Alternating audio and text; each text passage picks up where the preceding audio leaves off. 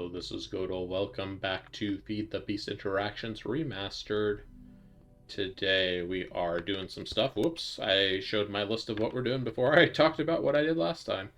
So last time you might have remember I made the recipe for super tanks, and then I requested a super tank, and then I wasn't actually there when the order was refilled. So I'm pretty sure that the super tank just went something like this: plop, sit here for 5 minutes, despawn. That was what happened to that super tank. But anyways, I made a handful more, and I replaced our old overflow system. It's still using the fluid readers from Integrated Dynamics to get our kind of like 60% mark in these tanks, and that's what controls whether the tanks produce, or the machines down here are producing those liquids. But these have a built-in overflow where if they get full, they're just gonna like automatically delete anything else that tries to come into them. Um, and they also have this neat graphical view where you can see like the fluid inside. The gases weren't really working right in the other tanks, and they also hold 4,000 buckets each, which is a lot. So I replaced anywhere that needed overflowing before, and then anything that we kind of need in bulk. I'll probably end up replacing mana over here with that as well. In fact, let's just go ahead and do that now. Liquid Starlight, as we know, teleports in from somewhere else, so we do really got to worry about it. And I have super tanks on request over here, so... Oh, here's another nice thing about super tanks. I guess that was a nice thing about portable tanks too, but portable tanks, you can like treat them like a bucket, basically. So I just say, bloop, pick up all of this fluid instantly. But anyways, let's lock this to mana. Let's get a basic fluid pipe here to replace the unmarked one. And let's do mana, because we're going to be making mana probably on premises and then storing it here. What else do we store? Fluorine. As you can see, we don't have fluorine production set up yet. We're going to kind of work on that today. Ooh, excuse me. Had a big sneeze there. Let's see. PVC, plastic, and PTFE, polytetrafluoroethylene, yeah, PTFE, are, how comes I remember polytetrafluoroethylene, but I don't remember PTFE? Anyways, everything over here is almost all capped up. Ethanol is actually still cranking out some buckets. We don't really need a bigger tank than this one for our brine, just because, well, we don't. If we do, though, I mean, super tanks are not super expensive. But sulfuric acid is full, nitrogen's full, oxygen's full, everything's good down here. What's still running over here? This is ethanol over here, right? Then I ended up overclocking this machine here to the maximum, because this machine, even when I have it set at the slowest speed, it still like just cranks out that ethanol super fast. So, yep. And I was just like admiring this view over here, like, look at this craziness, but everything just works. Everything gets what it needs to get, and then it spits out what it needs to spit out, and it's just like a good time. Grand old time. Anyways, what else did I change around here? We talked about this. I made a HV precision laser engraver over here. I don't remember why I made it. Oh, I made it because I was going to try to make system on a chip wafers, these things. Wait, I did make these. Did I make these?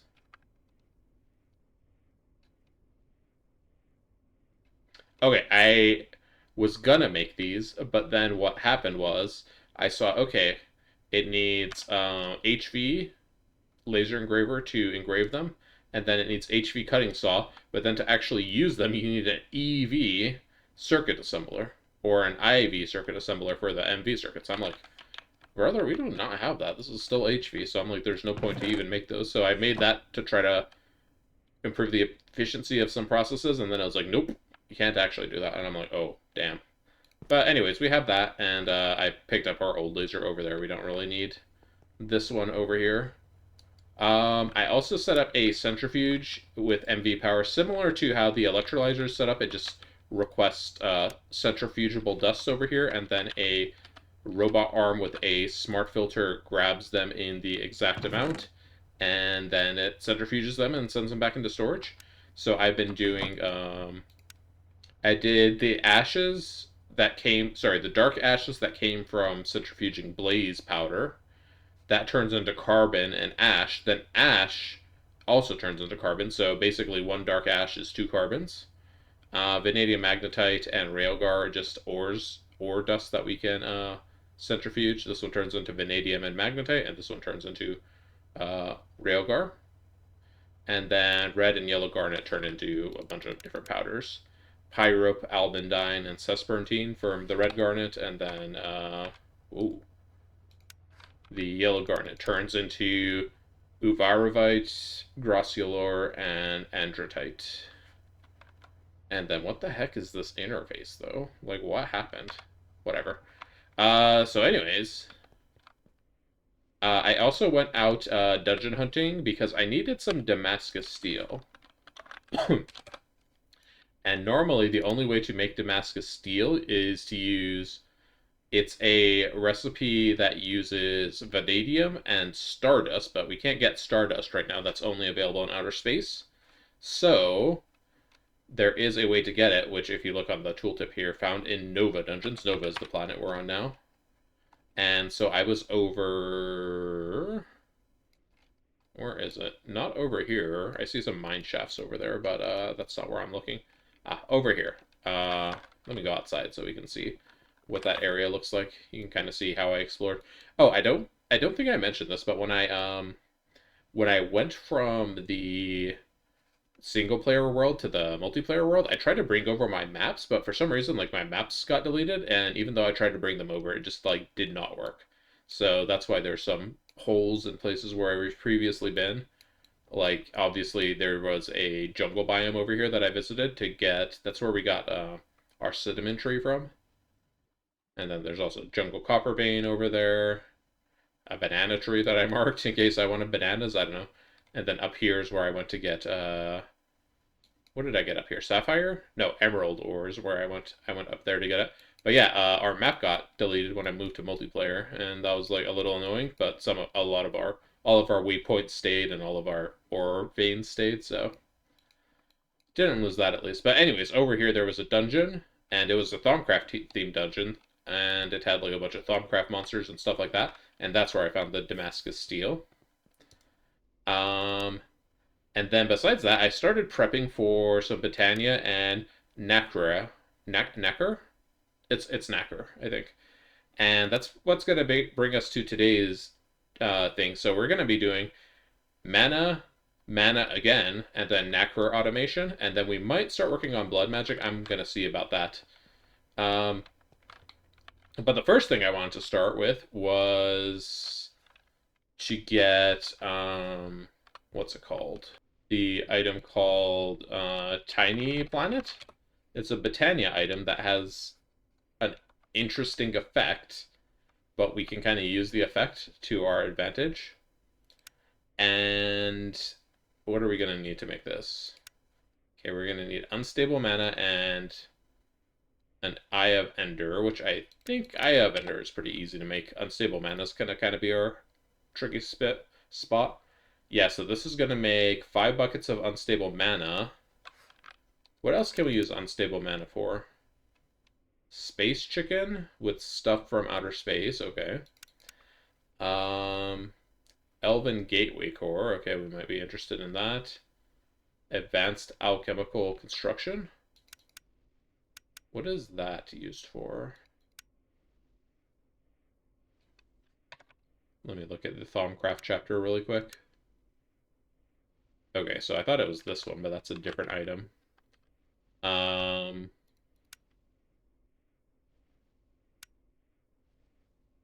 Plutonium hexafluoride. Okay. I'll keep that in mind when we have plutonium. It's used for Terra Steel. It's used for Gaia Spirit ingots. We can turn some certain ores into rare earths, but I already have a lot of this. Like, this is not hard to get, so that doesn't seem like a worthwhile recipe. A few things here that we're going to need, yeah. Let's go ahead and make a quick recipe card for unstable mana. So ethanol, ooh, 20 redstone. Well, I think we have a ton of redstone actually. Yeah, 4.6 thousand. Yep, that's a good bit.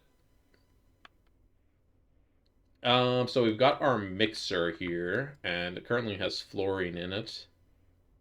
That's okay. I think we can move it. I'm also going to need a simple power catalyst, but the thing about this one is that there's two recipes. Oh, and there's also a quest that gives it, apparently. Why can't we make that quest yet? Is there like another dependency from another? Oh, I think it wants us to make this quest over here, the alchemy table. That's what we're going to be using anyways to make this, because the mixer recipe needs toluene, which we would get from the fluid toluene, and that's gotten from distilling certain steamed cracked fluids, distilling heavy fluid, or distilling wood tar. And we could make heavy fluid. We were using that for diesel before, but it's like kind of a little bit of a rigmarole to do that. Heavy fluid also would come from another thing we could get heavy fluid from, I believe, would be let's see, chemical reactors. Sulfuric heavy fuel would come from heavy oil. Oops, not light oil, heavy oil. And heavy oil is actually what we can get out of an oil sensor. So, like, if we went and we mined any of these massive oil vein here, where's my scanner? This one. Like, these massive veins here have, like, thousands of oil in them.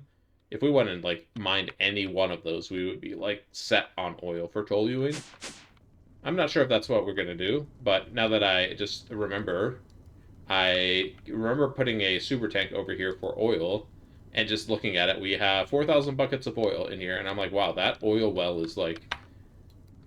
That oil well, I don't even know where it is on our map. I can't see it because we're in the basement right now. Here, go outside.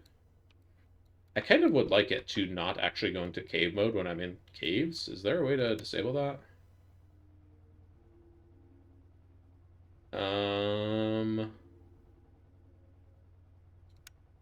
Off. Okay. So I think my mini-map will still... Nope, my mini-map does not work in non-cave mode anymore either. Oh well, that's fine. Anyways, our oil well is out here. And I guess that thing must be massive. I'd like to go take a look at it at some point, but we don't need to do that now. We have 4,000 buckets of oil.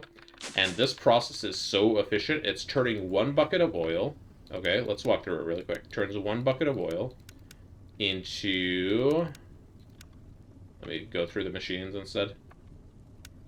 Into 5 buckets of crystallized oil. So that's a 5 times multiplier in fluid. Then we turn 1 bucket of crystallized oil into 2 buckets of empowered oil. So far we're at a 10 times multiplier. Then we distill it into diesel. It turns 25 into 45. So that's another 80% bonus. So we're at 18 times multiplier now, right? Then cetane diesel, this is a 1-to-1. And infused nitro is a 1-to-1. So right now, these 4,000 buckets of oil become 72,000 buckets of nitro diesel. And that's like just an insane amount. We only have... we have 10,000 buckets here right now, and we're like processing it as fast as we can with both of these distilleries here. So, anyways, nerding out about numbers done. So right, this process, I forgot about this. Let me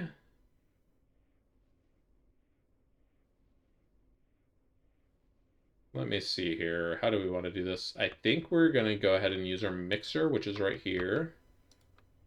Oops, I just changed the output of the mixer. Please aim back downwards. All right. This is going to take... And is our mixer set to wait for empty inventory? It is. Okay, so I'm going to have to relocate these guys soon. What did I put this buffer here for? Oh, and there's a pump there too? Oh, I was making... That's right, I set that up to make some paper. Okay, I'm just gonna temporarily, stick our stuff for the, fluorine chicken over here.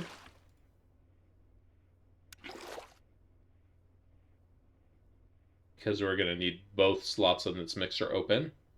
And then let's make a recipe card over here really quick. We are making... Oh, we're making a fluid. That's kind of a problem, but here's what we're gonna do, okay? So I'm gonna tell it we're making hang gliders, actually. And then let's get our recipe for a hang glider, as we know, is 20 redstone dust, and then 1 simple power catalyst. Yep, that definitely makes a hang glider, right? And then we're gonna go in here, and we need fluid recipe cards. And we need 2 of them because we have 2 fluids. So I'm going to craft 2 of those. Get my crowbar back on my tool belt. This is what's called the dummy result item. And we have both of our fluids. This is the first time I think we've actually seen 2 fluid recipes. So we have mixer here, and we're going to put mana. I need 10 buckets of mana, and then I need ethanol. 1 bucket of ethanol. And then I wish it would stop closing the interface after I did that. Whoops. That was me misclicking it. Okay, so now if we request a hang glider, it's going to say we don't have power catalyst, so I probably need to fix that first. Let's go ahead and craft this guy here. We're going to need to make an alchemy table. So let's get some slabs, or I guess 1 step at a time here. Wisdom wood planks. We need 2 of those. We need a brewing stand, which I do not believe we need, or we have, so let's get 2 gold plates cooking up while we make this brewing stand. And then arcane stone slab. We will need 3 slabs of that. Go throw this to get cut up while we do the other things. I forgot to put this quartz in here. Let me go put this quartz where it belongs really quick. Come with me, quartz.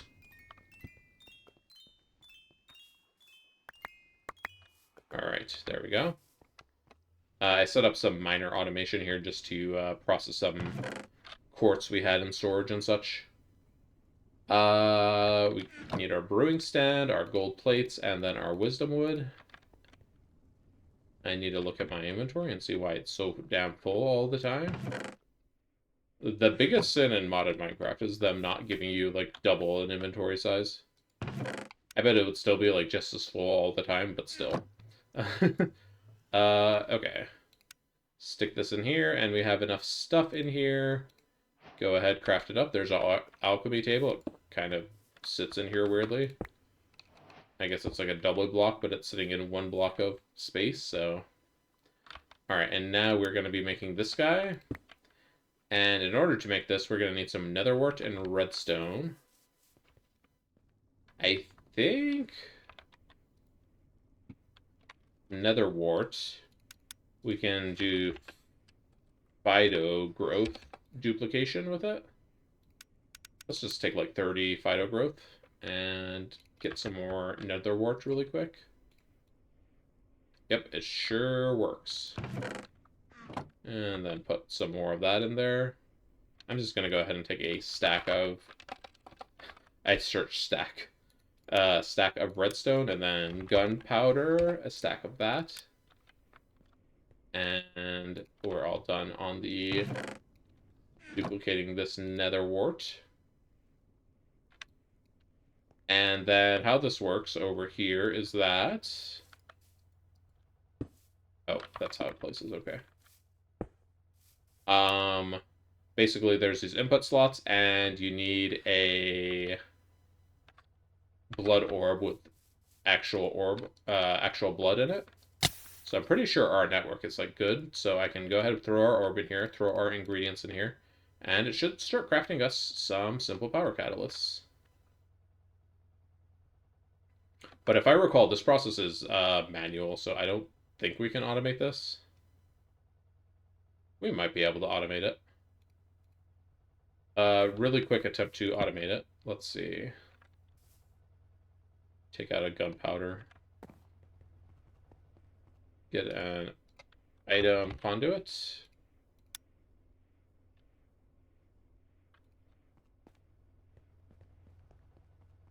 Alright, can we put the gunpowder in? So we have one less gunpowder in here. Can we insert into that? Oh, we can. And can we export the dangle power catalyst? Oh, nope, look at that. It's pulling out the nether wart for some reason. So we would need to... That, or it could just be a sided thing. Like, maybe you can only export out of the bottom. Well, let me... How about you stop doing that for a second so I can,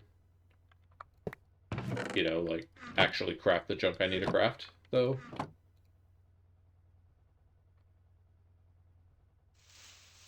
Could test if it works in the bottom really quick. So go in here, get our crescent hammer.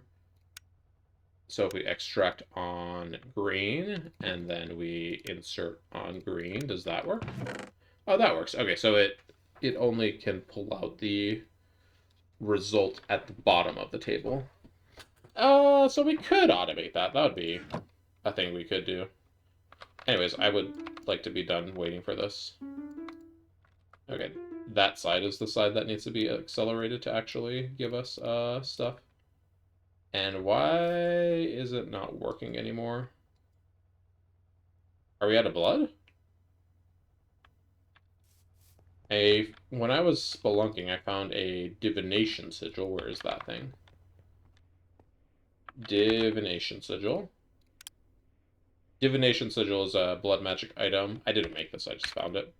But it allows you to check how much blood is in your network. Oh, okay. So we ran out of blood. So if I put that in here... Yeah, how much does this use? Oh, right there. 1,000 LP. And how much do you hold? Apparently it must not hold that much, because... You go ahead and absorb all of the life essence that's currently in there. I mean, it absorbed 10,000. I guess we made 25 of them. It must store 25,000. Anyways, there we go. Simple power catalyst. We got some mana diamonds, which are not that hard to make, but I appreciate them nonetheless, I guess. Alright, and then now we can request, with our simple power catalyst, we can request our glider. We can request our glider that's not in our backup storage there.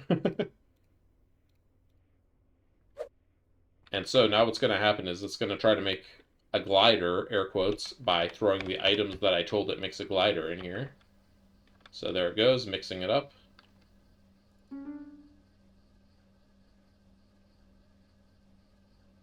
And then how we're actually going to tell it to that it crafted the glider is we're just going to throw a glider in there.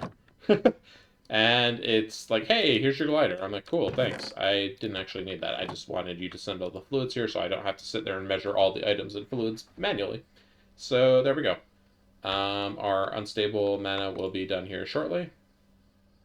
Let me get a smaller cell for it. Let's get like a steel cell. Oops, I double-clicked that on accident. Alright, here's our steel cell. What the? Oh, those don't stack there. Not the same ID. Okay. Alright, there is our unstable mana. I think there was a quest for unstable mana. Hold on. Go back to Thumbcraft. Or was it Botania? Oh, yeah, it's here. Unstable mana bucket. Game, why do you do this? So dumb. I don't even have any buckets. Dang, man. So to make a bucket, it's gotta, like, cook up some iron ingots and then make them into a block of iron and then send the block of iron to the lathe. It's like, damn, man, there's so many steps for a bucket. Okay. That was pretty quick, though. So there's our bucket, and then put it back in the cell. Quest complete. More power catalysts. Thank you for those. And now we can make mana pearls. Okay, so we need Eye of Ender and then unstable mana. Eye of Ender, we have 2. Let me just make them both into that, because presumably we're going to need it. And this is just a... Oh, this is an assembler, huh? Interesting. Alright, there's our mana pearls. Yay, mana pearls. And we got our Eyes of Ender back. Woohoo. And then with this, we could make the Elven Gateway Core. Do we want to go ahead and make that? We would also need living wood. And how do we make living wood? We need to take vibrant infused alloy, which is infused wood and a vibrant in a autoclave, I mean. That's kind of like a side quest to what I was trying to do today. Mana². I feel like I needed Mana² for something that I saw earlier. Oh yeah, Robosurgeon. This is going to be like a to-do list for next time. But, let's try to stay with what we were doing today. This thing. But first, we were making Tiny Planet, right? Tiny Planet. You're probably wondering, why are we making Tiny Planet? Tiny Planet from The Binding of Isaac? Kind of, but not exactly. So Tiny Planet is this interesting item, and what it does is while you are wearing it, mana basically orbits you. Here, let me drain some mana out of here if I can. Let me put an empty pool here. How about that? A diluted pool.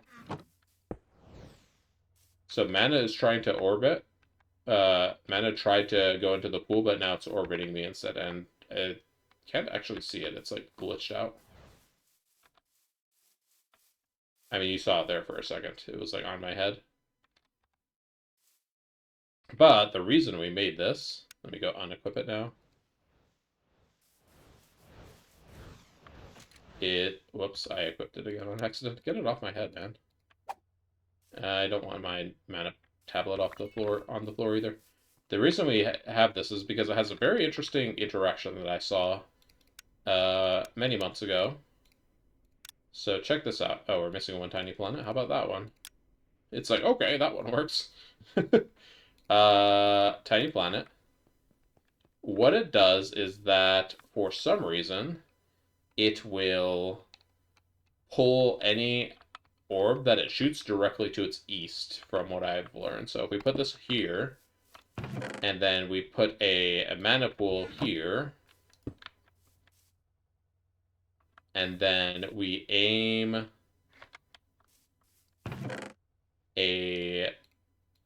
if we aim these spreaders to a different mana pool, this tiny planet's actually going to grab the mana and throw it into this pool, because it like drops the mana directly east of it instantly, or something like that.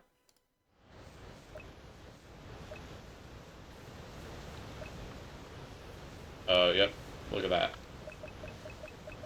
And apparently this is the fastest way to move mana with mana spreaders. So look at how much mana it just moved into here like almost instantly. That's crazy. And I know it's aimed over there, but in reality it just needed an empty target to shoot at. Yeah. So that's why we made Tiny Planet. Don't actually fill that up though.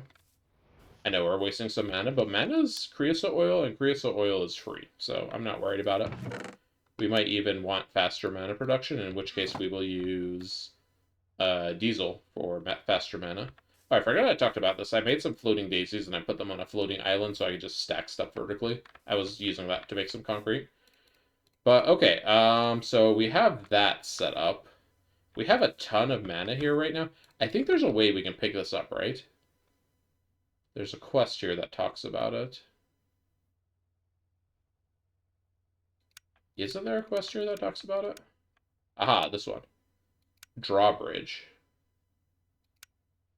So we take a drawbridge and we just turn into an advanced drawbridge? Okay. So sticky piston will make a drawbridge. That seems easy enough. Do we have any pistons? Piston. And then slime ball will make it sticky. Alright, that was easy, right? How much mana does this use? The graphic seems to indicate it's half a pool. That was much less than half a pool. But anyways, alright. Quest complete. So, a diamond, advanced drawbridge can collect blocks in the world without breaking its internal MBT data, which means you can collect mana pools with mana inside. If automated correctly, you can literally place down mana pools, fill them, store them inside a chest for later. Okay, so that, I like the sound of that. So, extend when powered. Retract when powered. Toggle on pulse. Take blocks for states from world. Oh, whoa.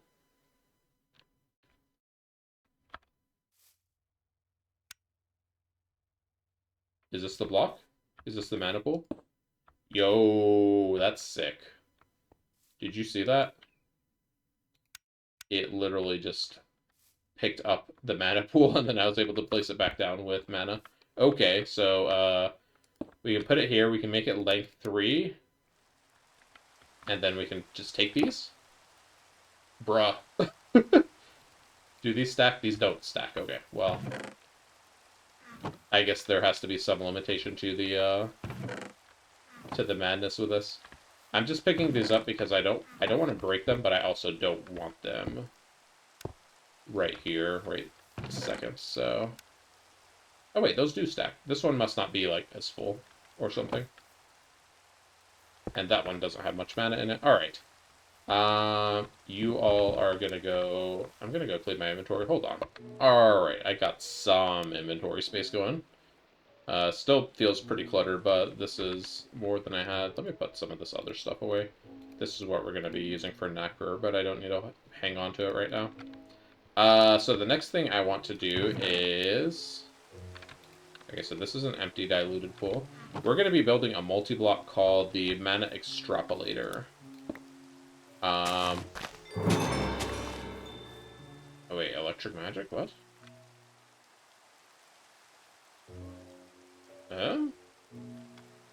Slightly confused by that one, but sure. I'm just gonna stick the drawbridge up there. The raw bridge, yeah, sure.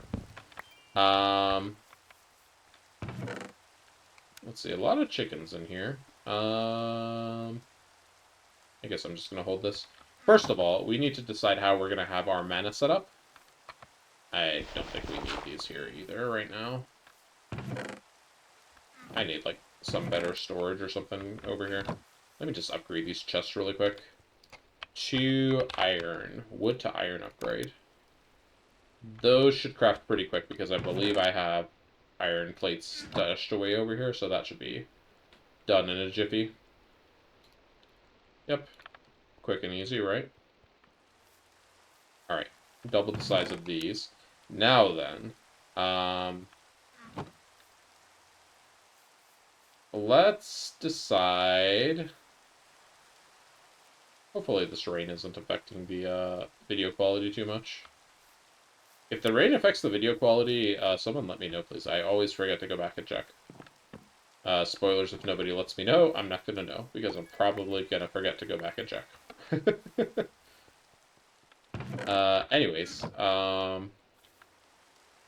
so I also carved out this subfloor in here. This is our between floor that I carved out, because we're going to be using that to supply our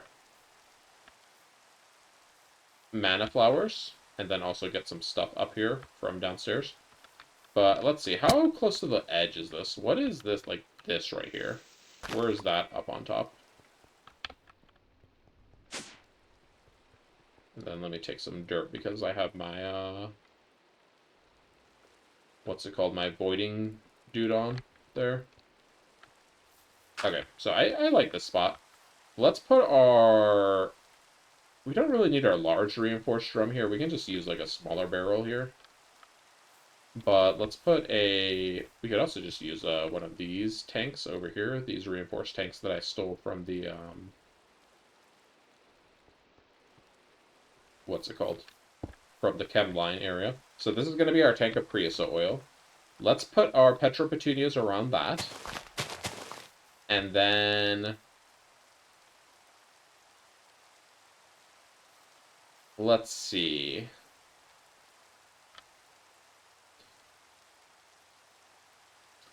Can we make sparks yet? So spark is a item in Botania that lets you basically teleport mana.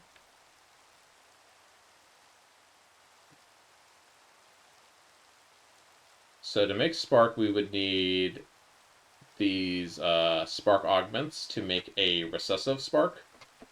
I believe recessive spark is what lets you send mana from one pool to another pool. And then from that, we would need a rune of the earth, which would mean we would need a runic altar, which would mean we'd need glitch ingots, and which would also mean we would need EV powered stuff, so we are not making this yet. Okay, we are not making this yet. Gotcha. Let me double check how sparks work. It's been a while, so one second. I'm gonna just pull up like the Botania wiki. Okay. So we would need, in fact, a recessive trait to be able to transfer between pools. So we're not going to be doing that, but we will go ahead and set up. I guess I'll probably. I don't know if I'm going to be like needing.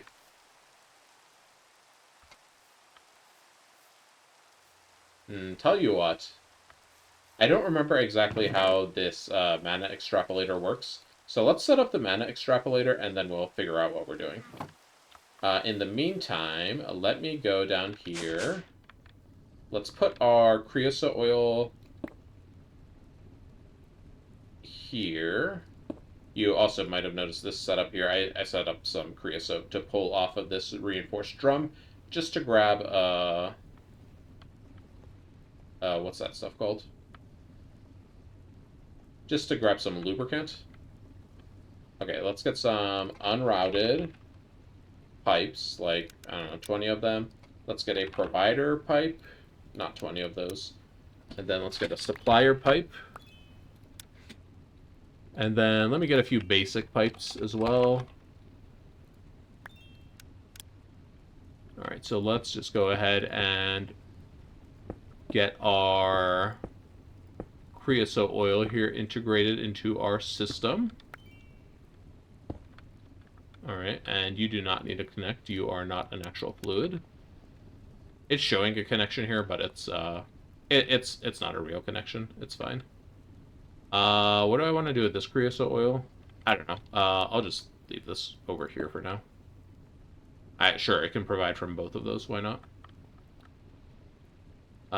Insert priority 1. Insert... Are you set to extract too? Yeah, no. Okay. Insert priority 1. Okay. And then we need to go set up the end on this side to actually retrieve the oil. I was like looking up, like, where's the oil? It's like, I forgot I put it in the subfloor. Okay. So we are going to be receiving here creosote oil. And we can just like do this in increments of 5 buckets. And then I just need to hook this guy up to our storage.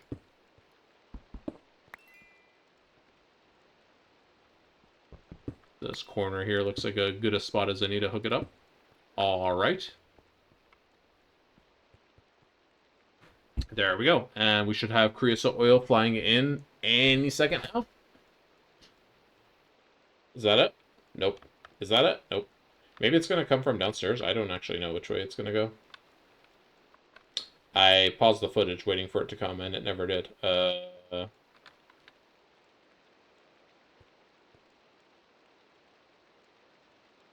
Maybe it doesn't accept input on the bottom of this kind of tank. Because it's a portable tank, and portable tanks have some interesting properties.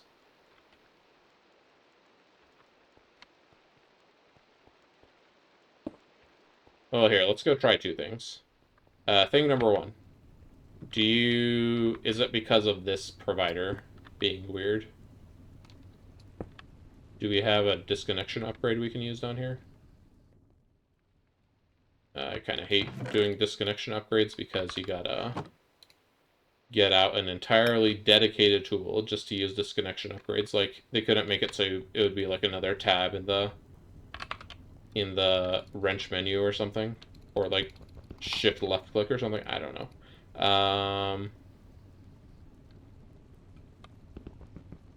Yeah, I'm just trying all manners of clicking just in case it is, and then I never realized that.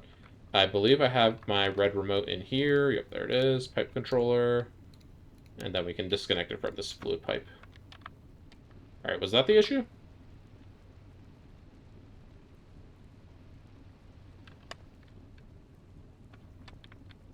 Still can't help but notice that it's not going. Right? Nope, empty still. Can we do 16 buckets? Maybe it was too many buckets to take at a time? I don't know. I think the issue, though, is the bottom of this tank. Alright, so let's take this tank away, and we're just going to go ahead and end up using the steel drum that we had over here before.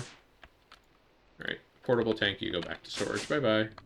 Steel drum, we use you because you work. Did I break something else over here just now? No, we're fine, okay. Alright, and we're not actually going to know if this works because this drum is currently empty. Or this drum is currently full. But hopefully it works. Right, and if we want, we can, like, totally, like, cover up the drum up here so that it's not,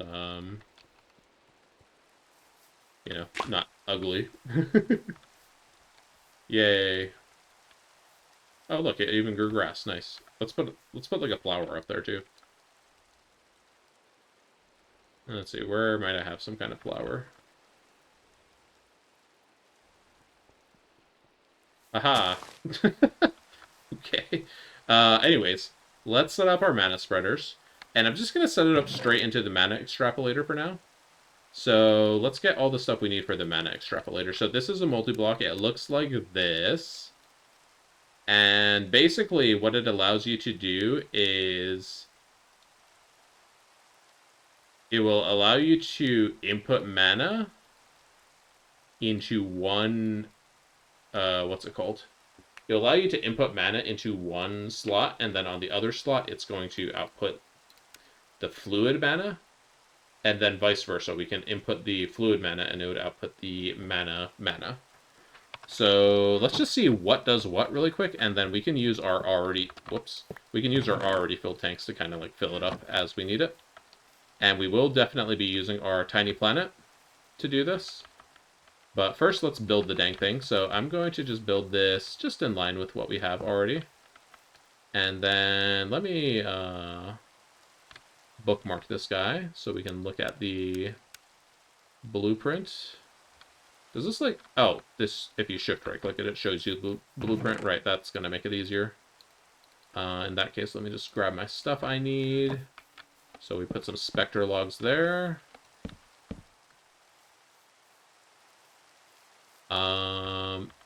The extrapolator is there. Some bricks go there. Put some more wood here. Some slabs need to go here and here. I think they're also interchangeable with a mana pool. It says the input hatch goes here. An output hatch goes here. Oh, I just realized something. This isn't under our subfloor, is it? Nope, it's off to the side. We'll survive. It is the subfloor after all. Like, nobody's gonna notice that, right? Hopefully we can extract from the side of the block, though. Like, I don't know if this needs to be facing outwards or if we can rotate it to be, downwards here. Okay, well, anyways, I believe crystallized mineral block goes in the middle. Did I probably made one and then I like used it for some of this other integrated dynamic stuff. My bad. That, or I'm gonna look in this chest and see one. Yep, there it is. Okay. I am amazing. I know. Alright, so it says a mana pool goes there, like a regular mana pool. So let's put a regular mana pool over there. I don't know which mana pool is which here. And then a diluted one goes on the side. I think this is my empty one. Yes, okay. So empty mana pool here, and then big mana pool there, and then it's done, right? Yeah, you can stop this weird multi-block preview, though. Hold up, what are you doing?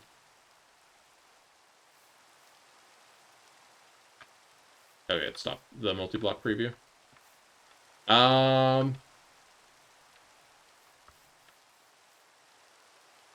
Okay, so there's a bucket of mana in here. Apparently there was some mana already in one of these pools.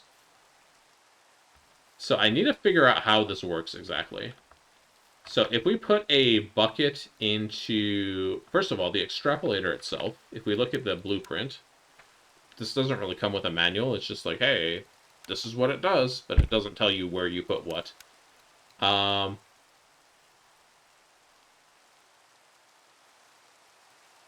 So on this slot, we can put either a living rock slab, we can put a diluted mana pool, or a everlasting guilty pool. So we can put either one of those.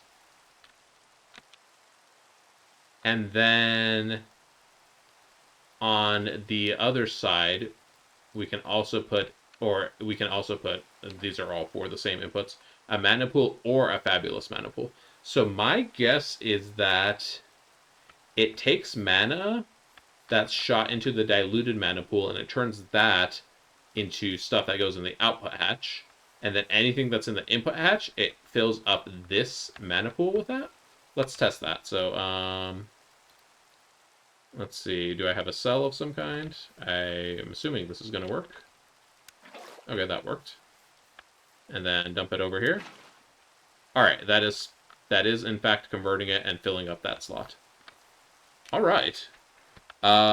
Cool. And then that's making the machine work too, right? Okay, that makes the machine work. So what I'm gonna do, the diluted or the everlasting pool have to be the input, and then the mana pool or the fabulous pool are the output. So what I'm gonna do is I'm going to use a pre-filled pool of mana here. How full is this pool? Full enough.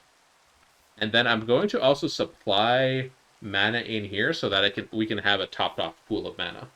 But I'm going to stick Tiny Planet right here. And then we are going to we're going to fill up that pool. So let's go up here. Let's go like up a block maybe.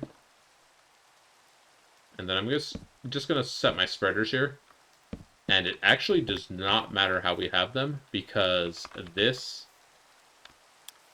Tiny Planet is going to trivialize what we have to do with it. It's just going to yank the mana out of orbit and stick it right in that pool.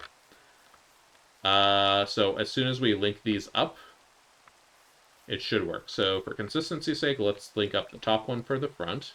Whoops, I need to link I've linked it to the wrong thing. Okay. Link up there, though. Oh, it links in a line of sight. Okay, so we have to actually... We have to make line of sight here.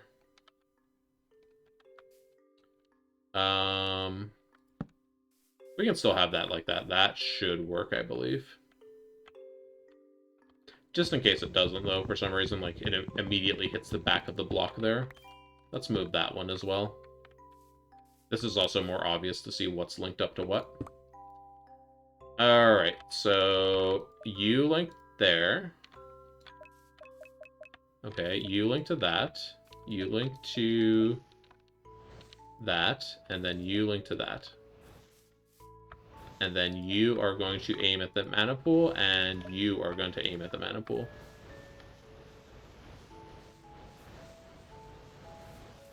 Alright, is it working?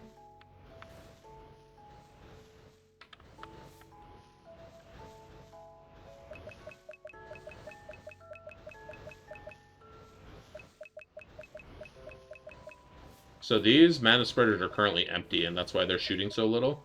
But I think if we were to speed them up via time in a bottle, speed up the Petropetunias. Yeah, see how this is just firing nonstop?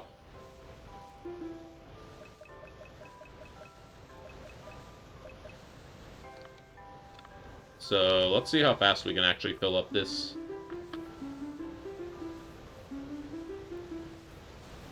mana pool like this.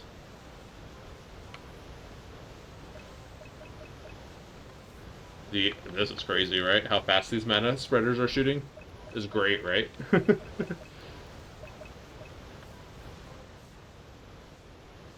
And we're not actually getting any mana here. Why is that? What is your issue here?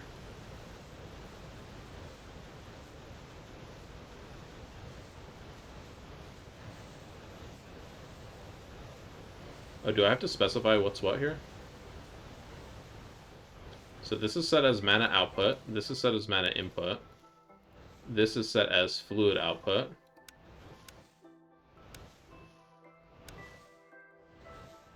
I guess I could configure the machine in here, right? But it does not seem to actually be doing anything. So what is the problem here?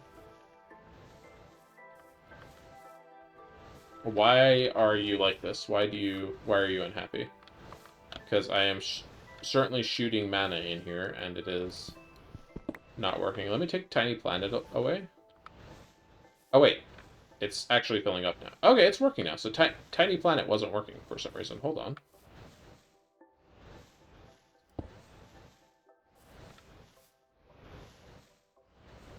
Interesting. Do we have to have Tiny Planet somewhere else? Or maybe this doesn't work on this version of Botania?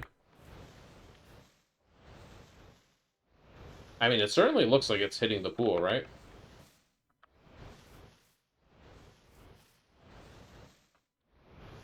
Where's my... Yeah, it's hitting the pool.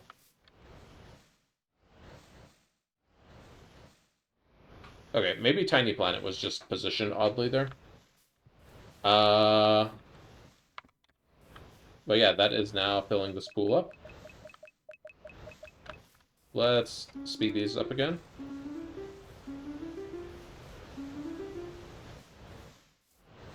So that mana pool is full now. That's how fast it filled up. And we have mana generating, so okay. And I believe we cannot accelerate this guy, right? 2, 3. Yeah, we cannot accelerate the mana extrapolator itself. Unless we can, like, accelerate the bottom middle of it. Sometimes the core of a multi-block is the middle bottom of it. Let's see if we can accelerate that. Does that work? Nope. Okay. How about the top middle? Okay, if none of those work, this is not tick acceleratable, and that's fine. So now... Yeah, I presumed we could just rotate these hatches the way we wanted to. We now have hatches of mana here. So let's get... What do we want to put the mana into?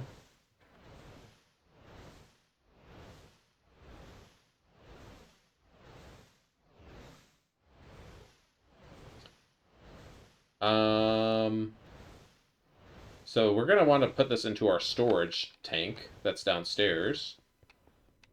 That is having a basic pipe on it, so we should be able to just put an insertion pipe. I'm actually not sure if this... I am not sure if the, what's it called, the extrapolator or the multi-blocked hatches, as they're called. I don't know if those auto-output, so let's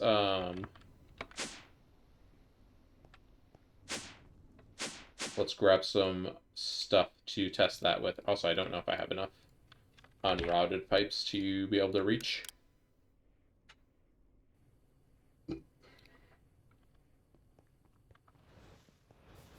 Okay, so the idea is that we're going to have this puddle of mana to sit here and use Botania crafting with. And this is just going to be converting mana to mana. And it's a 1-to-1 ratio. It doesn't cost anything to do this conversion here. So it's just like basically going to sit here and fill up this pool, but also fill up our liquid storage of mana.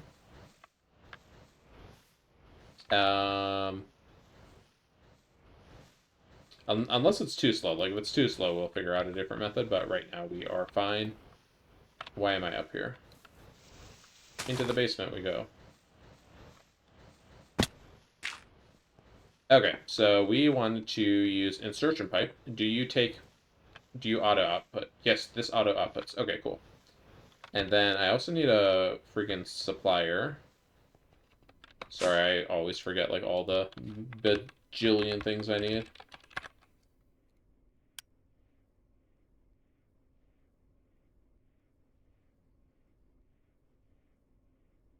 This is coming up from the basement, so it takes forever. Muscle memory, I'm going to the bottom floor. Alright, so supplier, you are going to request mana. And we can just request 5 buckets at a time. Okay. So let's do a basic pipe for this junction, and then we're just going to go straight across from here. Alright, there you go. There's our mana. We've used 200 buckets of creosote oil, probably because I had those things automated like the Dickens. Alright, so it's going to be converting mana into this mana pool mana. Which, how full is this mana pool? It's close to full, so it's not going to have to convert a lot. I believe one diluted pool is basically 1/10 of that, so it's kind of a slow process here, though. It's doing 1,000 to that, and that's 1,000,000, so this is 1,000 operations. That's 1,000 seconds to fill this entire pool up. Yeah, that is kind of slow. I mean, we'll figure it out, I guess, if we need to figure it out. I wonder if I needed to... Hold on, let me test something really quick. If I put the tiny planet there, and then aim you at... Are you going in there? I think that did go in there, yeah. So if we needed to change to that pool instead to fill that one up, we could totally do that. Anyways, let me just put this back to how I had it. Yeah, it's working on this mana pool again. You can see this makes mana pretty slowly. Alright. So mana is automated. Heck yeah. So Botania and Wizardry mana is automated. Now, Nacre. Nacre is going to be interesting to automate. So there's actually a video tutorial here that you could follow, but I've done that the last couple times I played this mod pack. This time I want to kind of like do my own, using my own experience. So I decided I'm going to do a setup that uses integrated dynamics, which we've used for our what's it called? We've used for our one setup. Chemistry.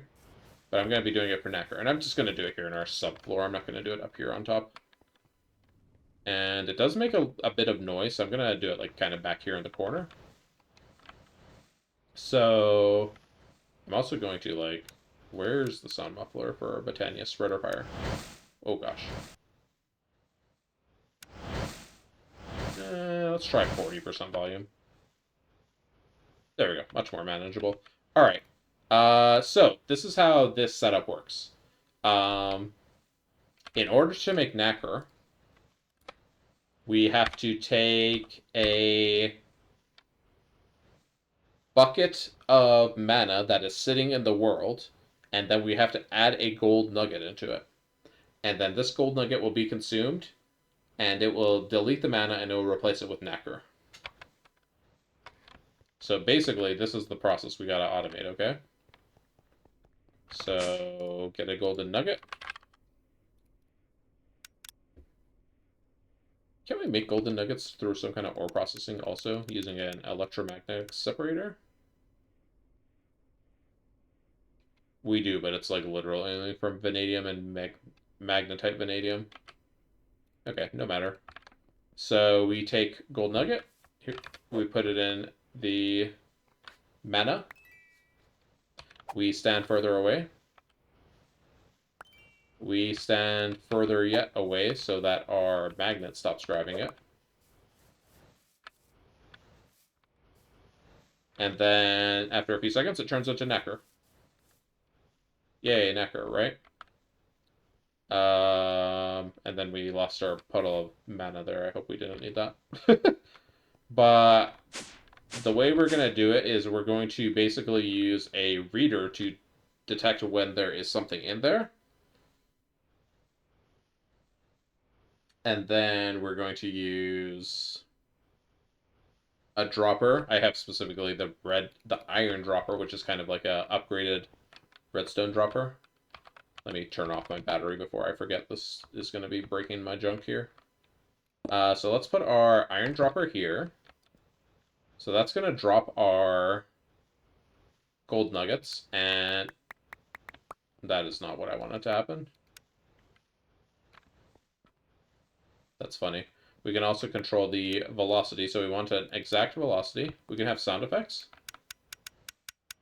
Yeah, no thank you. Don't want that. We can have particles even. I didn't really see the particles, but okay. And we're going to want this to eject when pulsed. And then we'll have a 1 second pickup delay. So once it goes out, it takes a whole second before we can get the item. All right, that's all the configurable options we have there. Let me go get some... I don't know, maybe some glass would look nice. And then I'm also going to use a... I don't need a scanner. I ended up making a scanner, but I do not actually need one.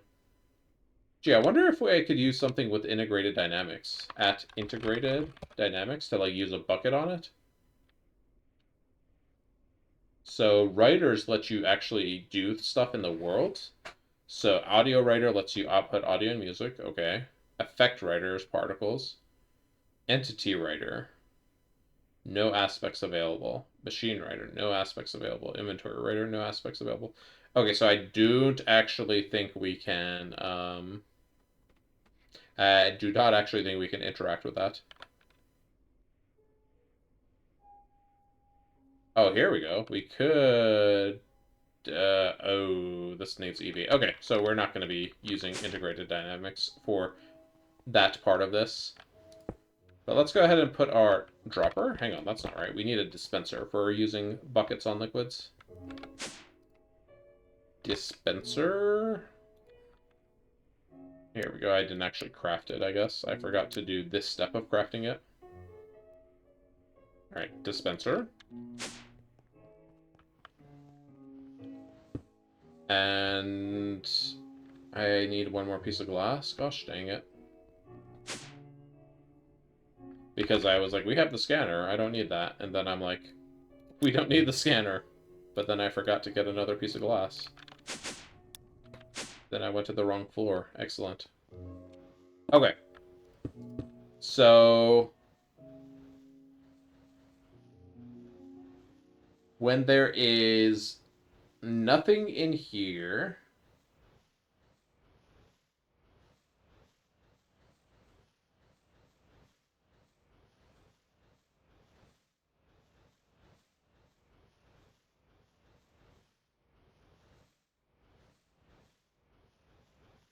How do we want to do this? So we need to read the fluid that's in here. So we're going to use a fluid reader for this. Let me just put a block in there and then stick the fluid reader on it. Then we're going to take a logic cable, which I don't have on me. This is an awesome start. I'm like, don't even have all the stuff I made for this. Okay, we don't need that. We will need these. Materializer. Okay, got our logic cable. Whew, okay, so we are going to be using block fluid here.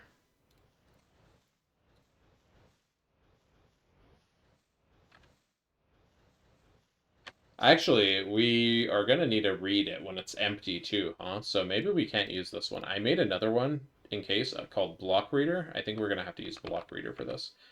Unlike the chemistry setup, I didn't test this thing off camera, so this is like I'm flying by the seat of my pants here.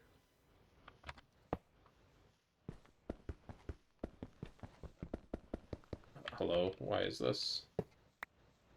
Longest process ever to break. Okay, so block reader, block air. Okay, block air. We can work with that. And then this block is... I believe this block is corresponding to... If I put a screen here... Value error. Okay, well, we can't see the actual words on the screen because it's showing us an error block on the screen. But if I put a block in there... Okay, see, it's showing a picture of that block. Okay, but this one... So this card shows... Whoops, I didn't mean to take the screen off. This card shows what block is currently in there, but we need to be able to read what block is a block, basically. I know that's quite a statement I just said. But here's how we're going to do this, okay? I need a bucket. I need 2 buckets. Did I not make buckets earlier? What happened to my buckets? I'm slightly confused there. Let me just get 1 bucket at a time. So I have a bucket of nacre. And this is going to go in here. And now it says... It's not displaying it because it's a fluid, but it's saying that there is tile.nacrefluid.name in here. So what I'm going to do with this is I'm going to put it in this thing that's called a materializer. And it's... Wait. Oh, I need to have the materializer hooked up to the network here. Okay, so I'm going to hook this up to the materializer. And now I'm going to have a copy that is tile.nacre.fluid.name. So if I have this tile.fluid.name in here, and then I change what's in here, this still says nacre.fluid.name. So that is essentially... that is essentially a copy of what that was when that was in there. Now, I also need a copy of... The heck is this? It doesn't flow? Okay. I need a copy of some mana. So let's put some mana in here. And see, it still says nacre.name. This... What is this? Like Jello? Now it's flowing? Okay, whatever, man. Anyways, let's copy the item now. Part with ID 26. Oh, this is the fluid item, my bad. We don't need that variable anymore. Where did our... Here it is, this variable. The tile.manafluid.name card. Now we have one that is for mana fluid and one that is for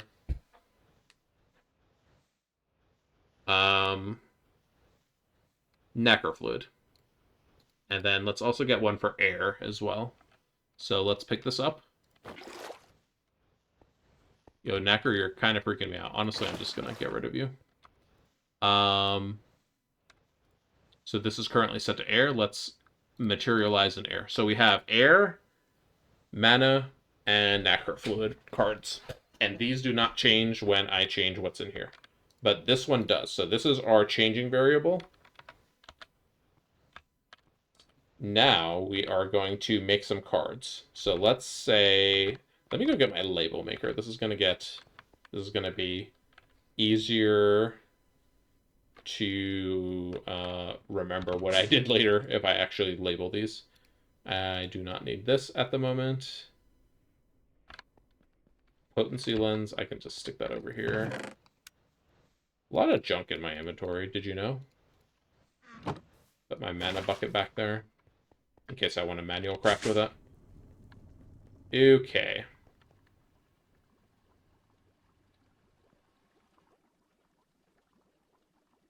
Why did I come down here? My labeler.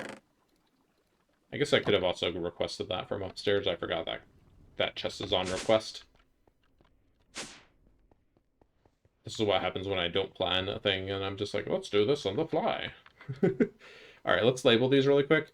So this is mana block, or it's not really a block. let's just say that's mana fluid. This one is nacre fluid.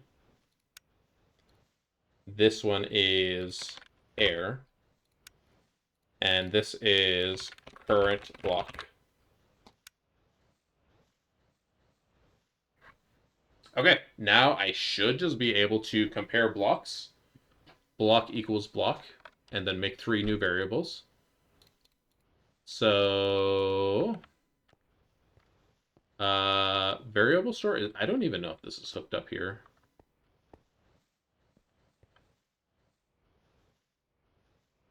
I'm probably not going to want it here either. Let's move variable store so that it's like right here instead.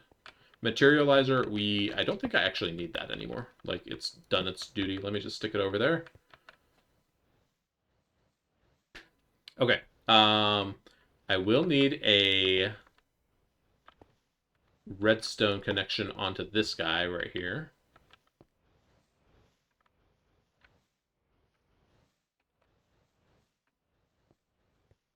Now that I'm looking at this, I might want this stuff on the side. Let me go ahead and move this over to the side. I don't think I actually really need the screen either, technically. Display panel can go over there. Variable store can go right here. We're going to need a redstone writer there to control the dispenser. I'm going to need this block reader back, and then I'm just going to stick a random... we don't actually need to stick a block in there. I think we can... Yeah, stick it on the back of the cable. That's a little less weird. All of these should have the same ID, so these should still be pointing to the same variables and such. I'm just going to delete that because my inventory is super full. I'm just going to put the screen there because my inventory is super full. Okay, let's make a few variables really quick. So we have our programmer. I'm just going to set equals. So equals. And we can do any equals any, and it's going to make a Boolean output. So we're going to say current block equals mana fluid. So is mana. And that's as simple as this is. Variable card is mana. And we are done with the mana fluid, and I'm going to put is mana in there just because I need the inventory space. And let's do equals again. We're going to do current block is nacre. Is nacre. And then we are going to do is air as well. So air is air. Okay. So we have our 3 variables. We have the current block, and then we have nacre fluid solidified, we have mana fluid solidified, we have air solidified, and then we have is air, is nacre, is mana. So if I take the is air and I stick this in here, it should say true because currently that is air in there, right? True. Cool. And then if I take the is mana and I stick that in there, it should say false because that is currently not mana. But if I put mana in there,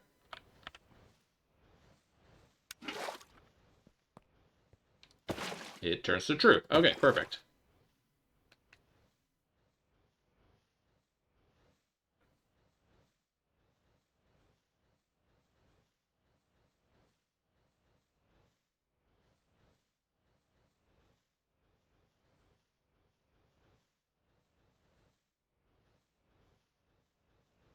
I'm just thinking here for a second. Because I'm like, okay, now what, dummy? Okay, we're also going to need a redstone writer down here for this guy. So this is going to basically pulse on a certain condition. So when there's mana here, we want this to pulse and we want it to release a gold nugget. That's all this really has to do. And it only has to pulse once, so I think if we put is mana in there, as soon as mana goes in there, it's just going to be like, bloop. So is mana is false. So when we drop mana, it should kick out a gold nugget. So let's give that a shot. Perfect. That was beautiful. And then that turned into a gold nugget. And why did it kick out a second one? Uh-oh.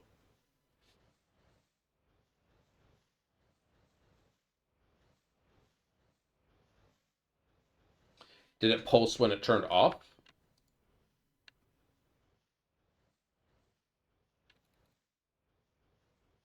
Hmm.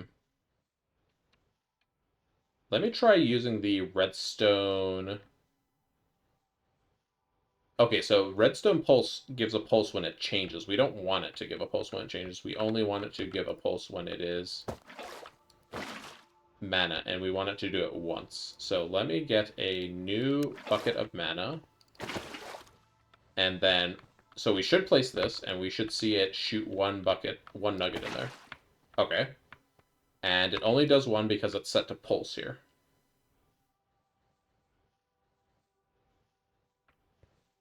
Okay, cool. And it only did one, and it made one bucket of nacre. Okay, now what I want this to do is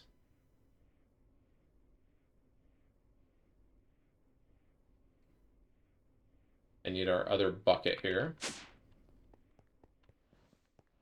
So when this becomes nacre, I want this to apply a redstone pulse here. So where's our is nacre? Turn this to yes. And there's going to be a bucket in here. So when this fluid becomes nacre, this should click and it should pick up the fluid. Perfect. Okay.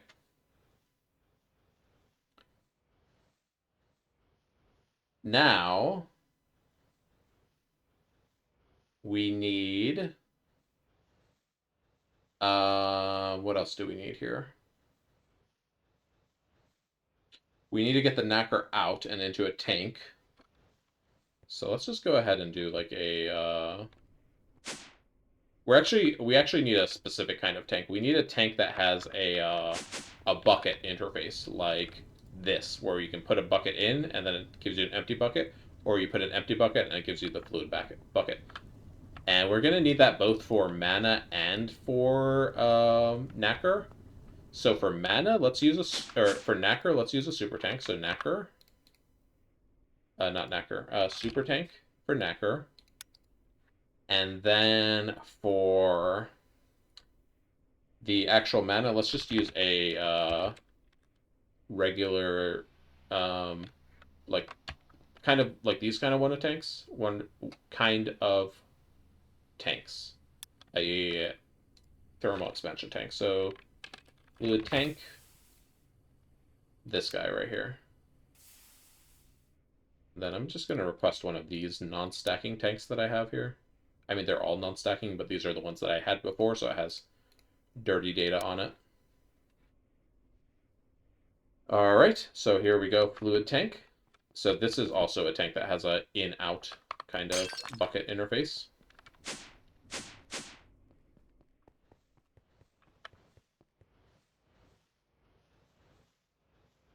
All right, and then what we're going to do over here is that we are going to have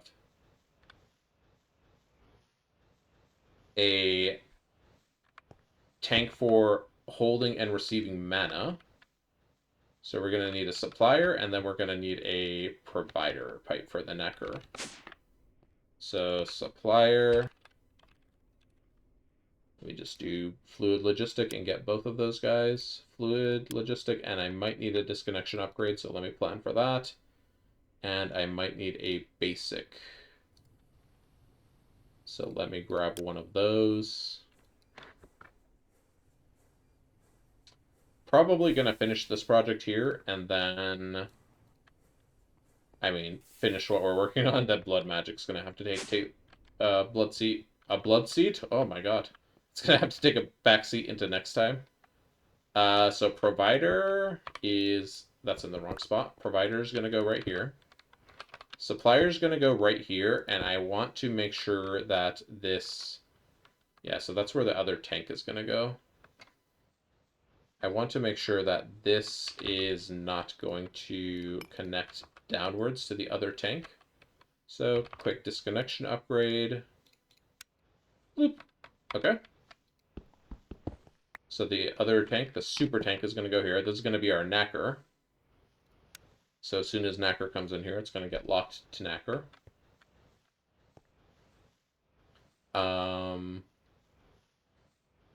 Basic pipe and then unrouted. Whoops. It looks like I'm going to need another basic pipe right here, actually. Let me just punch a hole right there. I should bring like a request pipe down here because I am doing a lot of running back up here. So let's get a request. Whoops. Request pipe as well. How long is the request pipe going to take to make?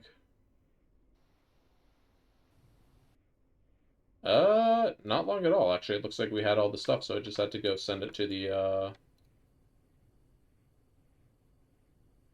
it just had to go send it to the correct table. Alright, let's put this request pipe right here. And if I need more junk, I can just request it right there. Like, I didn't even get the basic pipe I requested, so you know what? We're gonna request it there, so I don't have to go up and get it. And I think this is gonna come from down there. Yeah. Here it is. Yoink. Basic pipe hooked up. Alright. You are going to be Mana. And we want you to be topped off with, how much does this hold? 16? 16 buckets. And we are going to have you requested in 5 bucket increments. So that should be on its way. There it is. Perfect. And then we are going to need to use 3 buckets. Oh, I was going to say, thank you. We're going to use something that transfers quickly would be good. So like a translocator would be great for this. Oh wait, translocator cannot input and output at the same time. Unless... unless we were to use this space to get out, and that space to go in, and that space to go across. But I would need to move my pipe. I don't mind moving my pipe. I think a translocator is going to be better overall anyways. It's just going to be, like, faster.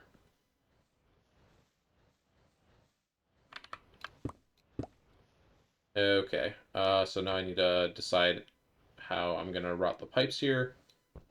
Let's just go straight across from there. This will be basic for a fork. So across and across. And then I'm just going to go up there to be more out of the way. I'm going to need 3 sets of item translocators. So 6 of them. We already have a pair, so it's going to have to make 2 of them. Yo, piston. Hold on. Piston recipe. Where is our piston recipe? Because I think we can make more efficient pistons, right? Oh, no, we're already using aluminum for pistons. Okay, that's probably fine. There's our item translocators. Perfect.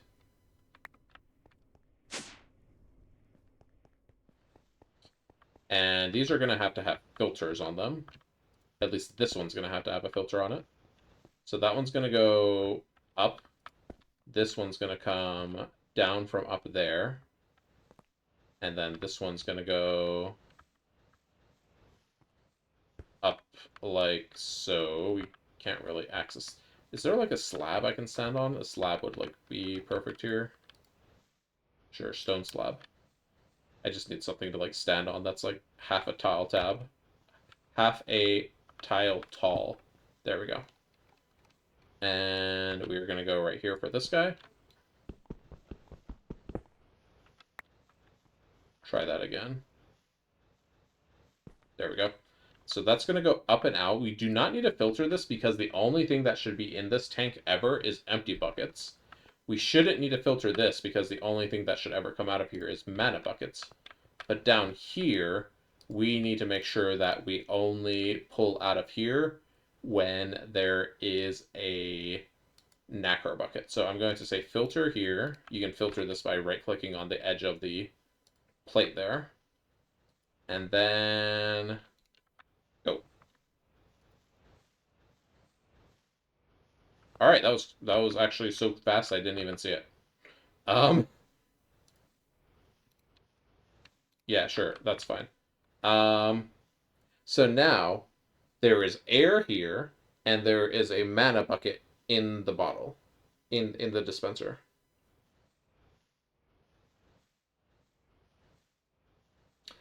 I guess, can we pulse this if there is air here? I don't think we can pulse it if there's air here, unless there's some kind of randomizer we can do. So if there's air, can we do like a timer? We can do burn time, random. Can we do clock? Hmm.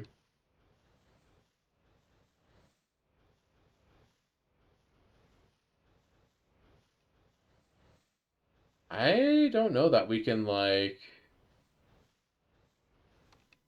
actually do any kind of timer in here. Let me look through this really quick. Yeah, okay. I don't think we're going to be able to do that, but what we're going to need to do is we're going to need to read the contents of this and basically say when there is a mana bucket in here to give it a pulse as well.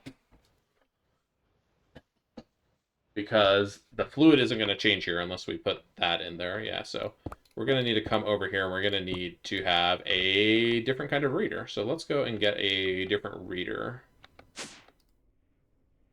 So our reader options would be inventory reader. That seems like it's going to be the most sensible, right? So we basically need to check, does inventory contain mana bucket? So this might be actually a little tricky.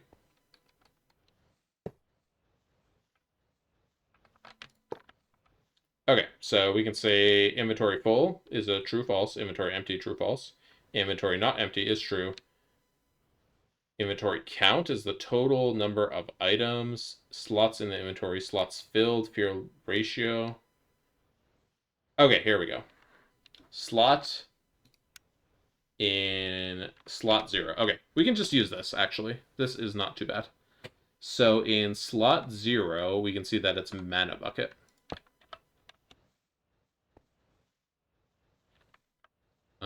Kind of hate this connection here. Can we get rid of this one? There we go. That's better. So you can actually change what slot you're looking at, but we're just going to look at slot 0 because that should always put the mana bucket in slot 0. So I'm going to need the crystallizer again, or the materializer rather. Is this connected when you put these next to each other? Yeah, okay, so it says there's a mana bucket in there right now. So this is going to be our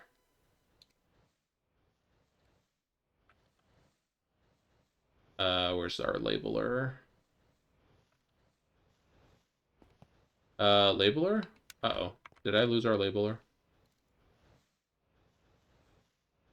Oh no, it's right there. Wow, I am like not playing well right now. So this is current slot 0 item. And then this is going to be our mana bucket.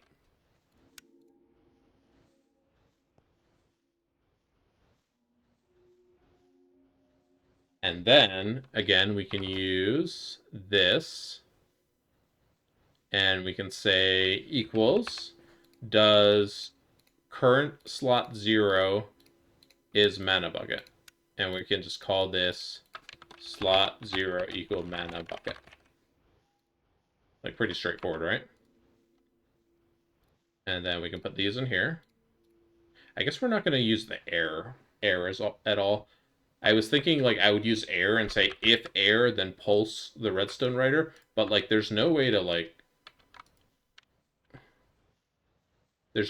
pulse it while it's air on like a timer because there's no like timer or tick. I guess like I could set up a different kind of reader I could like read the time from the server, right? And then I could pulse it every time the time changes. But yeah, that's not really what I want to do ultimately. Um,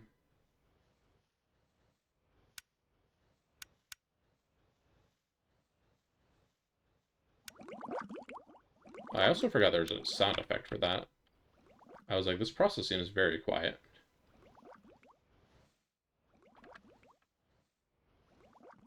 I don't know why I'm hearing sound effects right now. Maybe that's why we don't listen to the sound effect. Where is this bubbling sound coming from? Okay, we turned that off now. So we don't actually need to be looking down there now. Gosh, I lost my train of thought. So slot equal 0 equals mana bucket. So we cannot have we can't have both of these in here. But what we can do is we can do OR in here. So OR operator. We can say if it's the fluid is nacre or slot equal 0 equals mana bucket, then I need a blank variable. I was about to run upstairs, but then I remembered I put this right here. And storage is right here, so that should just, yeah, come like out of thin air, basically. Okay, so one more time. Or, so this is nacre, or, I guess I can use the or symbol. Slot 0 equal mana bucket. That is quite the long item name, but that's fine. So now if it's either of those cases, it should pulse it with a redstone. And I'm just going to put these in here. I guess these I am not actually using. Let me put those on the side because I will take those variables back if we do not need them. The order in here doesn't matter. I'm just kind of having it be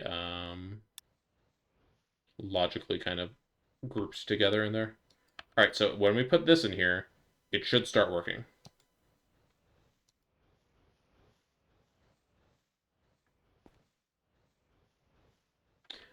You know what? I just thought of something else.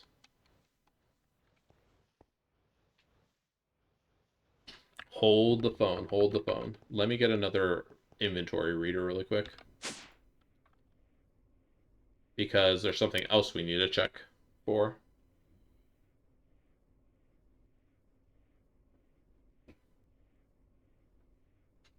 We need to check that there's gold nuggets ready to go as well, because we don't want it to just like fire off and then get stuck because there was no gold nuggets to go. So let me put this in here. And this one we can just say, and inventory is not empty. So let me get another variable card. I think I'm going to need 2 variable cards actually. Okay, and I'm going to need to rebuild this expression.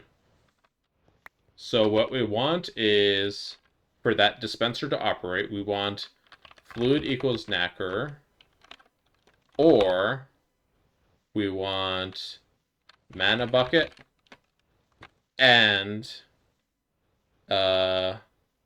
dropper not empty. So that's the expression we need to make. So first I'm going to say inventory not empty. Okay, so let's make a inventory not empty card. So dropper not empty. And then I need to get the this card, where'd it go? Slot 0 equals mana. So I need to say and we're gonna say slot equal mana, slot 0 is the mana bucket, and the dropper is not empty. So mana bucket and gold nugget. And gold nuggets. I'm just gonna paraphrase it now at this point. Okay. So mana bucket and gold nuggets. And then with this, we need to say or.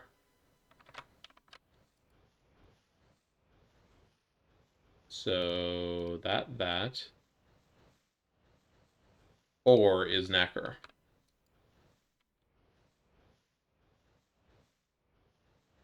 And do I have... Okay, we're going to reuse this one here. Knacker or slot 0 equals.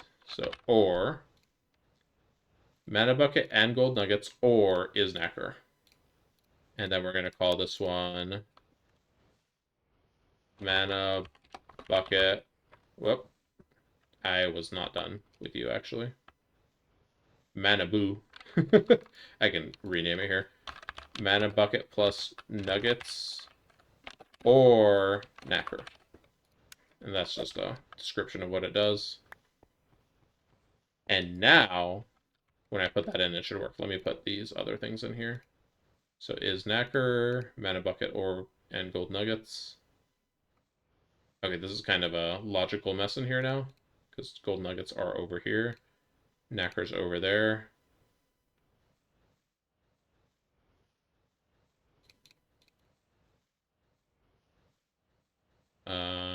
Trying to...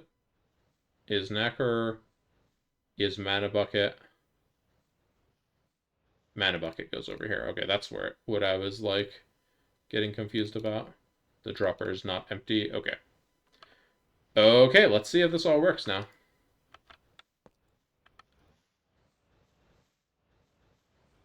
And really quick question, can we tick accelerate this process?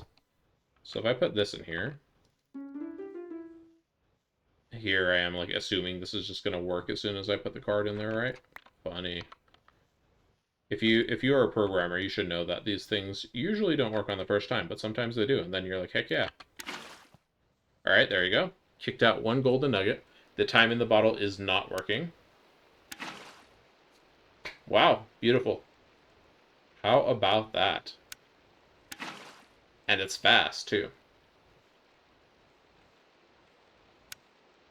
As soon as that knacker forms, it picks it up, it puts it in the tank, and then it gets a new tank of mana.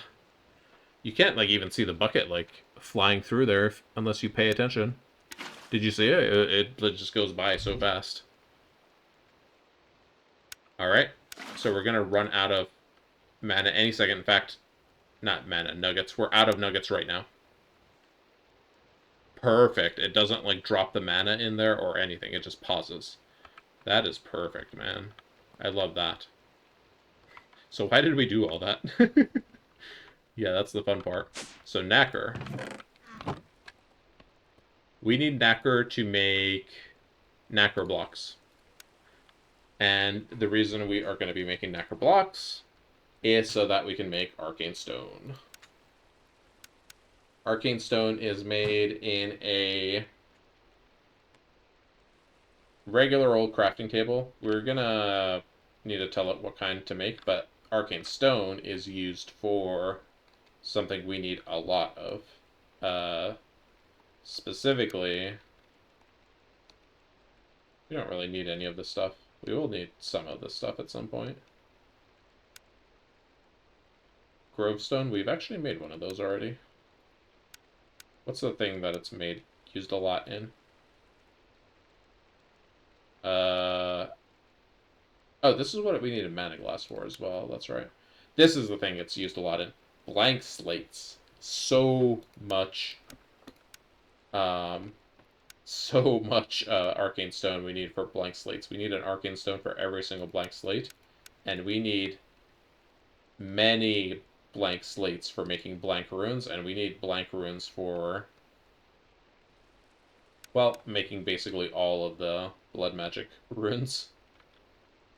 So yeah, that was a journey, and we did it. And that was like something I had not really pre-planned out, so I made this like in real time. That's how long it took me to make something like that. And I'm pretty pleased with that, actually. It works very smoothly, very quickly. Way better than this one in this quest. So like if you are playing this and you saw this quest, like, not to say this isn't a good setup here. This is a way more simple setup. but this is much quicker, much more efficient, and it's not going to get jammed up. Whereas that one, I've used that one before, it does get jammed up. But anyways, ooh, I am tired. It is pretty late in the evening for me, so I'm going to be calling it here, I think. I might go ahead and get some knacker automated. In fact, why don't I do that? We need a victory lap. We need some kind of win today. Knacker blocks are made in a mixer. 4 gold nuggets and 5 stone blocks. I can do that. And we are going to need a fluid crafting as well. Fluid crafting module. Knacker blocks. This, whoops. That is not a crafting module. Knacker blocks. You make 5 in the mixer. Okay. So 5. We need stone block. Stone. It's just called stone. Sorry. Yep, just 5 of any stone. And then gold nugget. Not rose gold, just regular gold. So throw this in our mixer. Oh, I didn't put the fluid card in there. Fluid card. You go to mixer. You take 500, I believe. Yeah, 500 knacker.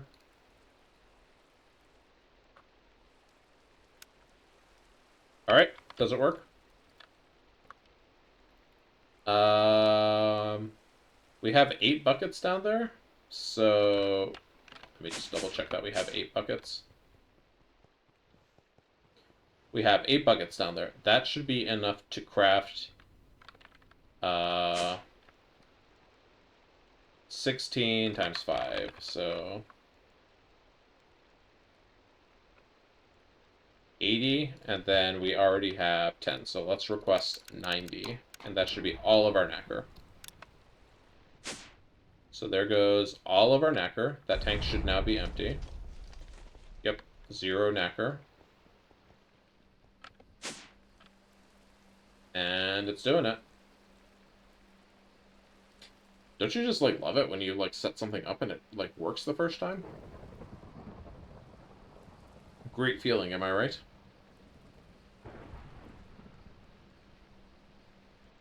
Alright. And that was all the knacker. There it is. Easy as that, if you want to call that easy, air quote. Yay, knacker.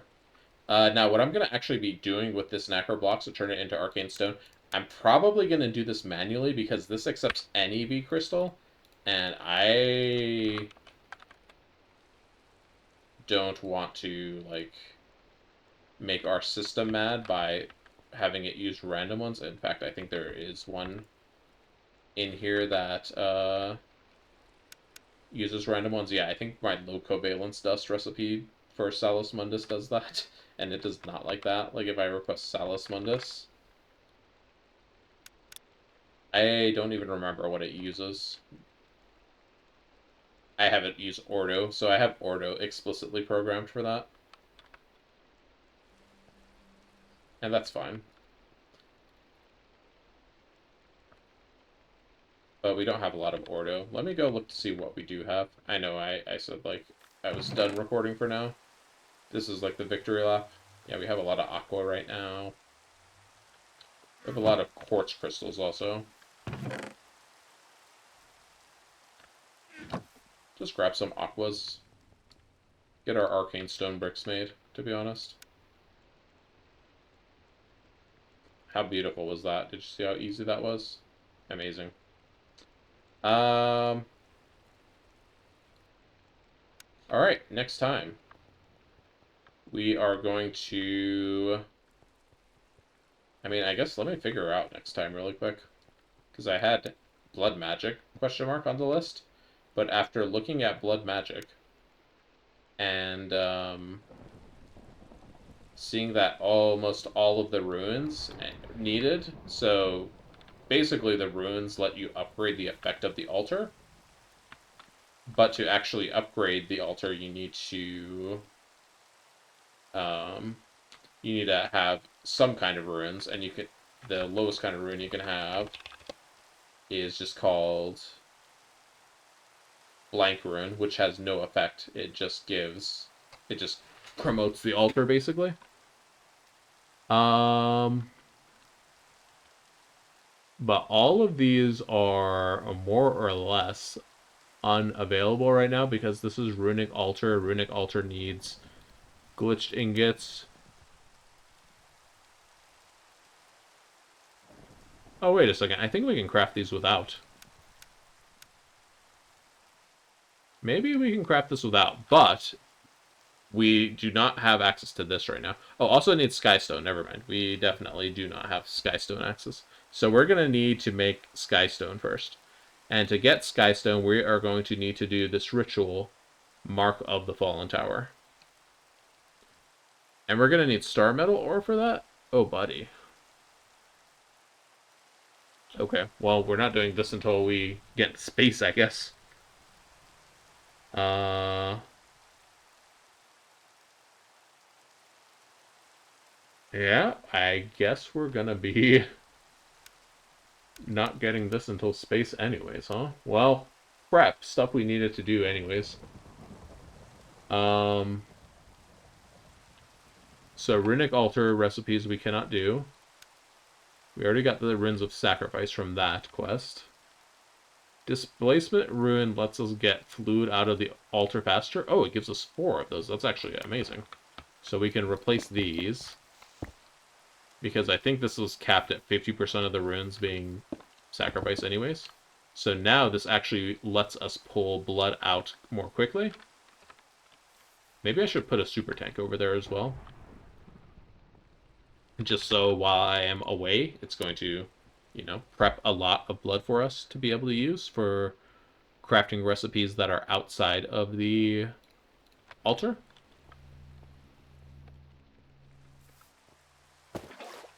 So there we go. Here, let me just pick that up. Put that in there. Ooh, it's very dark and red. Alrighty. And now we can get like a better idea of how quickly it's draining in there. Is our... Okay, so our... Oh, wait. Altar has 2 sacrifice runes. Wait, does this get half the bonus? This must get half the bonus from this, because before it said I had 4 when I had 8. That, or it's like a blood, magic, alchemical, wizardry configuration.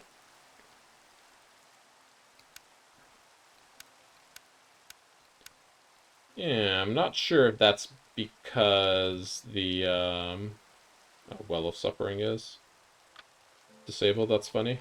I'm not sure if that's like that because of the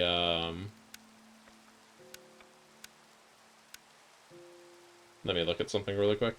Yeah, as far as I can see in the configuration, there's nothing to control that, so it must be something in the Deep Blood Evolution that changes that. RF tick per cast, allow multiple agonizers.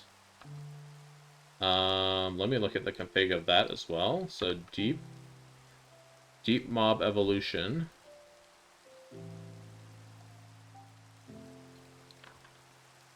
I don't see the word sacrifice in there. I don't know. Maybe it's just coded in there. No matter. Anyways, we've done enough here. This is also now draining more quickly than we are making it, which is kind of good. But let's see if we can balance it so that it's basically even. See, it still says 2 sacrifice ruins in here, even though we definitely have 5. Wait. Yeah, 5. There was one hidden over here. So there's 5 red runes. And we are still on the slow deficit. Let's put 1 more sacrifice rune. That should now say 3 over here. It has... Okay, yeah, it has 3 now. And we're making 78 per operation. This is going to be pulling it out ever so slightly slower.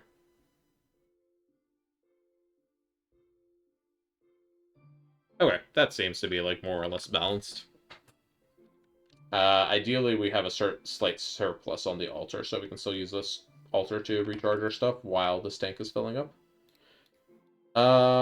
Yeah, so our next step that we're going to need to do with blood magic involves getting a lot of reinforced slates. So, that's something we're going to have to figure out.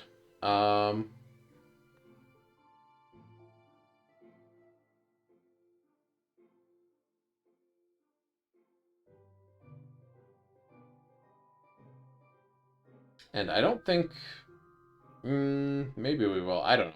I'm thinking, like, how we're going to do this. This is going to be very annoying with, without having to make...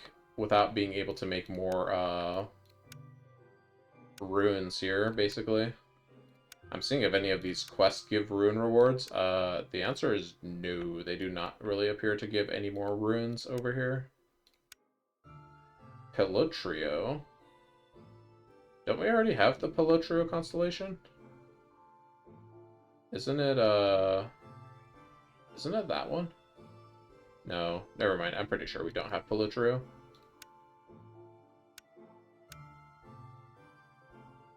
I'm just, like, frantically looking around to see if there's any rune rewards from any other quests that we haven't done yet. Or that we have done. Maybe I just forgot to claim them. I could also look here for quest rewards. Rune of the Orb. What does Rune of the Orb do? We don't need the runic altar to make those. Rune of the Orb.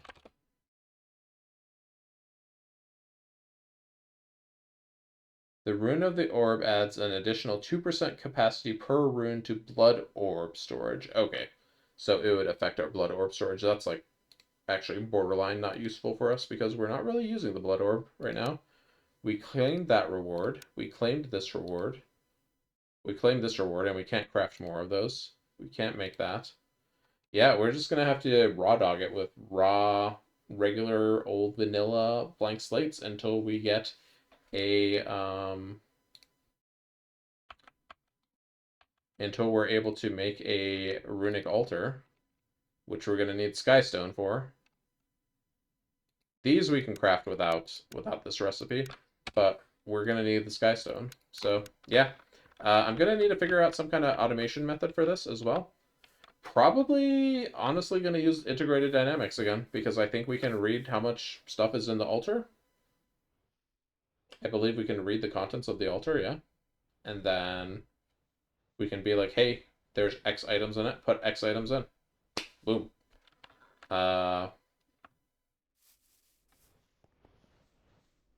So yeah, I'll probably test that one off camera. Maybe I'll build it and then just walk you through what I did. I'm also going to need a place for this because I don't know if you know, but, like, the altar gets pretty big. Like, how big is the blood altar?